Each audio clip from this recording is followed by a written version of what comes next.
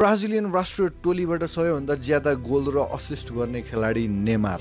क्लबको इतिहासमा जम्मा 5 जना यस्ता खेलाडी छन् जसले 3 वटा क्लबबाट 100 भन्दा ज्यादा गोल गरेका छन् र ती 5 खेलाडी मध्ये एक खेलाडी नेमार। ब्राजिलबाट कति सुपरस्टार खेलाडीहरू जन्मिए तर अझै पनि च्याम्पियन्स लिगमा सबैभन्दा ज्यादा गोल गर्ने ब्राजिलियन खेलाडी नेमार। 2015 को च्याम्पियन्स लिगमा क्वार्टर फाइनल्सदेखि फाइनलसम्म दुईटै लेगमा गोल गर्ने पहिलो खेलाडी बनेका छन् नेमार, जुन क्वार्टरदेखि फाइनलसम्मको गोल गर्ने रेकर्ड अहिलेसम्म कसैले तोड्न सकेको छैन। यी र यस्ता रेकर्डहरू धेरै छन् नेमारको तर्फबाट, तर रेकर्ड ठुलो कुरा होइन। त्यो भन्दा ठुलो र अचम्म लाग्दो कुरा भनेको नेमारको इन्जुरीले भरिएको करियरमा, जहाँ 200 प्लस गेमहरू क्लब र कन्ट्रीबाट मिस गरेका थिए र 1000 प्लस दिनहरू उसले रिह्याब र इन्जुरीमा बिताएका थिए। फुटबलबाट यति टाढा हुँदाखेरि पनि यत्रो साम्राज्य बनाए नेमारले।